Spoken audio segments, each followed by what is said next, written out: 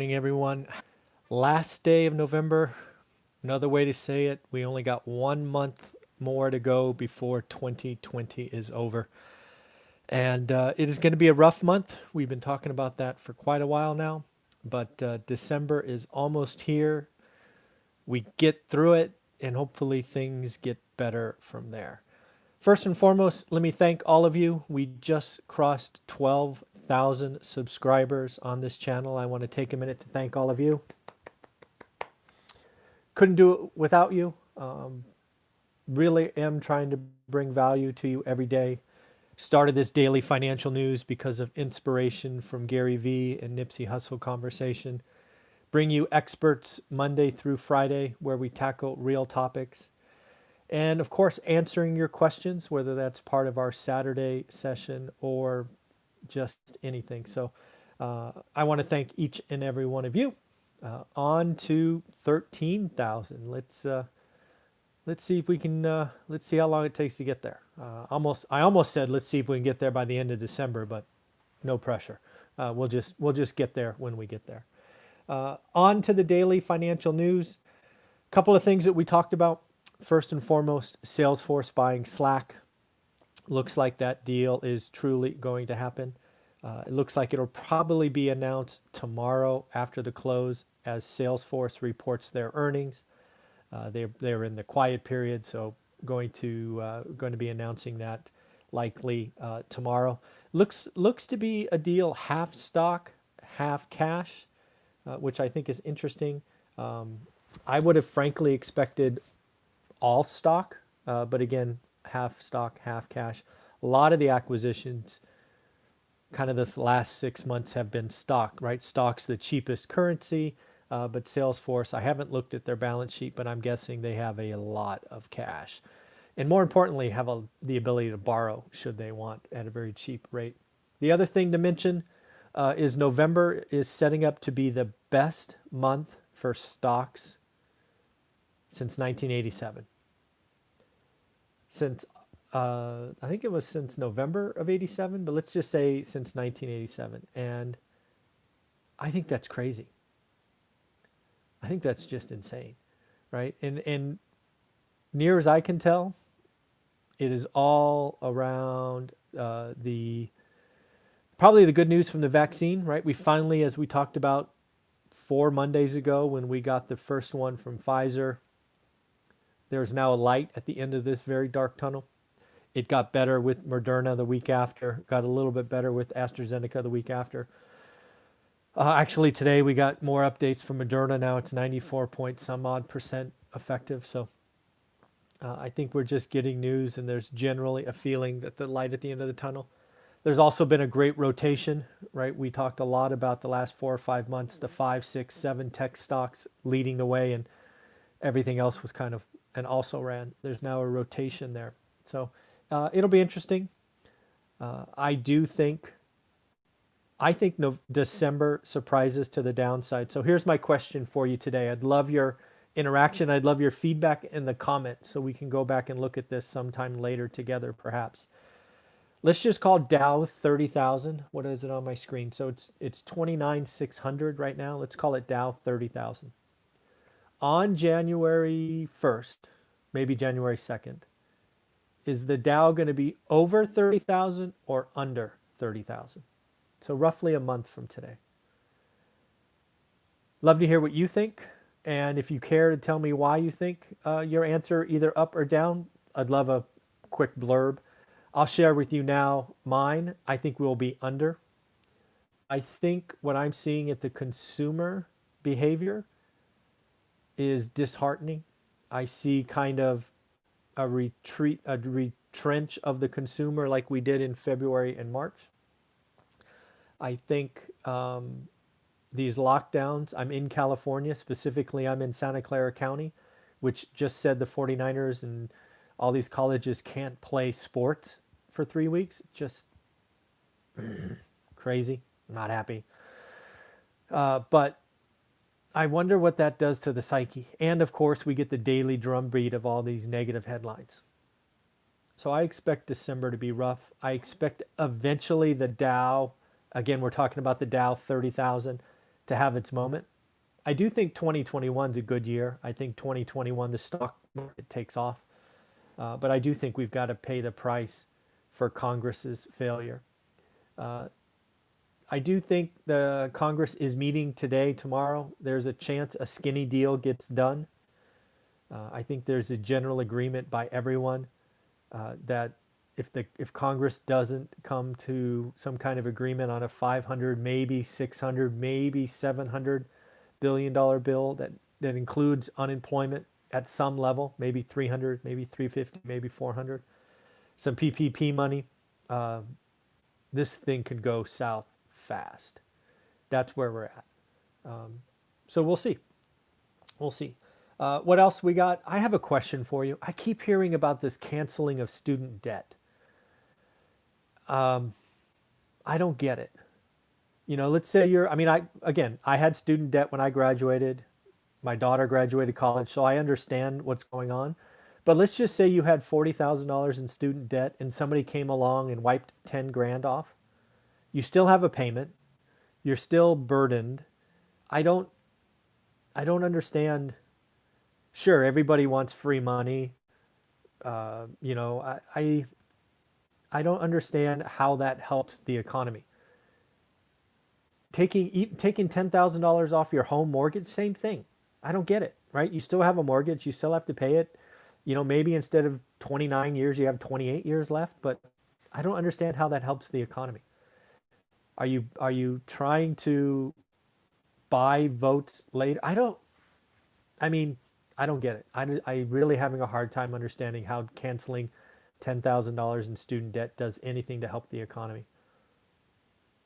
Canceling all student debt, now that would help the economy because people wouldn't be debt burdened. But canceling 10 grand when the average is like 32 grand, I don't get it. I don't get it. If you have an article or you have I would love to read about it. I want to feel good about it. I want to feel like we're helping that generation who is really struggling and college is too expensive and all that stuff. But I don't get it. I don't understand how it helps. So if you have an article, make a link below. I'd love to hear it. DoorDash looking to go public. I thought this was interesting. They're looking to go out at $32 billion. The reason that's interesting is that's about 50% higher than they were just in June. This reminds me of the dot-com era where people were rushing to go public at the perfect moment where valuations were nuts. Can you imagine DoorDash ever having a better market? Not everyone. Lots of people are ordering food routinely, not going out to restaurants. So DoorDash is picking up unbelievable amount of business. But once we get confident and we're going out, don't you think people are going to want to go to restaurants? And then DoorDash is going to have this vacuum of lack of activity?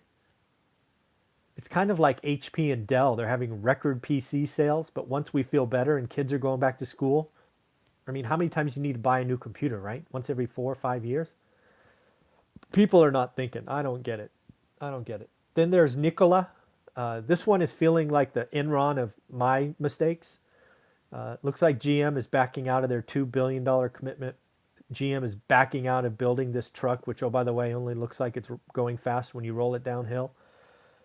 And they are continuing the fuel cell partnership, which is basically technology. But to me, this is kind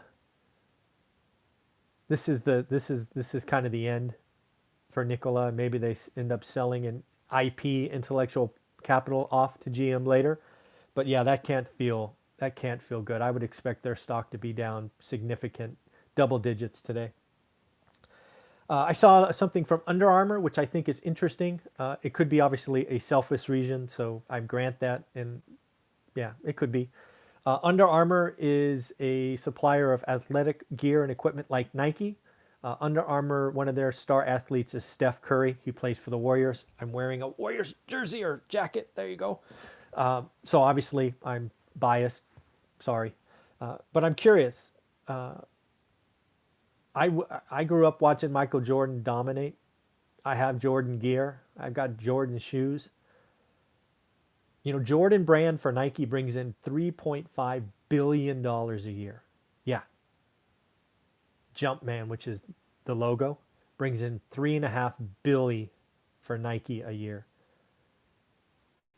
Steph Curry, Under Armour.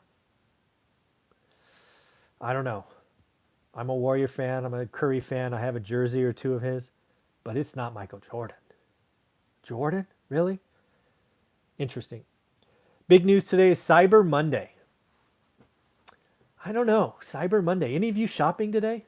The problem with Cyber Monday is it used to be a thing, right? After Black Friday. Cyber Monday, you go to work and you shop online.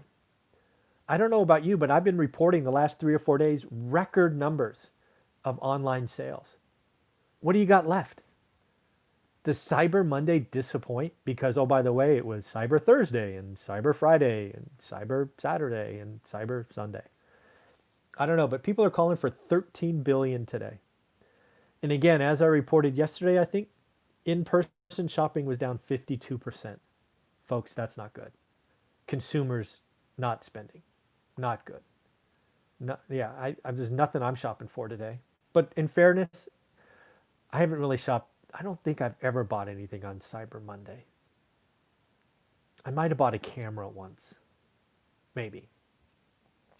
The other thing to talk about, 2 more things. S&P Global is buying IHS Markit for 44 billion. Don't know what either of those companies do, but basically it's in the financial information space.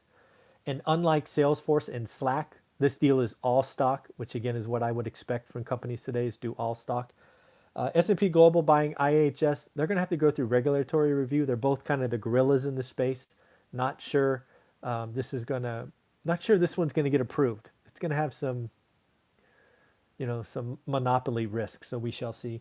And then lastly, the news that came out at 7 o'clock Pacific is pending home sales. Expect negative headlines. But in reality, the story is kind of what you and I have been talking about for months. I believe a lot of people are going to see the negative headline, pending home sales down. They're going to try to scare you. But let's remember, this is for October. They were down 1.1% month on month. But year on year, they were up 20%. So the freaking news media, always looking for the negative, is going to talk about pending home sales fall. Just you watch. I guarantee you they're going to do that. It's just freaking nuts. When in reality, they're up 20% year on year. Let's remember what we had in October, right? We had a run up to the election and lots of people were like, whoa, I'm going to wait and see what happens, right? Why make a huge financial commitment before an important election? So October was a little slower. I've already seen November in my market pick up a little bit. Let's also remember that supply is 20% below last year. Think about that. Supply is 20% below, but demand is 20% higher. It's just mind-boggling. And then lastly, sale prices, average sale prices up 16%. That's to 313 grand. Folks, there is no housing crash next year. The math doesn't support it. Yes, I do believe we will have more inventory. I believe next year's spring selling season is going to be amazing. I believe if you are an investor, now is the time to do the work. Learn your market, learn your market, learn your market so you can get ready to take advantage, because when inventory comes, quality difference will vary. People will have different urgencies to sell. I expect to make significant acquisitions late Q1, early Q2 next year. So this is the time. So at the end, that's what I got for you today. I have a couple of interviews today, one with Greg, our expert for Monday, and then I have a subscriber who reached out. I think we're going to interview, I think it's a husband and wife team at 10:30. So look forward to those. And also, I'm going to try to do my goals wrap up. It's actually been 356 days or 365 days since we started weekly sharing. So I thought I'd look at the year and tell you how I felt about it. I'm going to try to do that. I worked on it this morning. I will try to get it. Enjoy your day. Take care. Have a lot of fun. Bye-bye.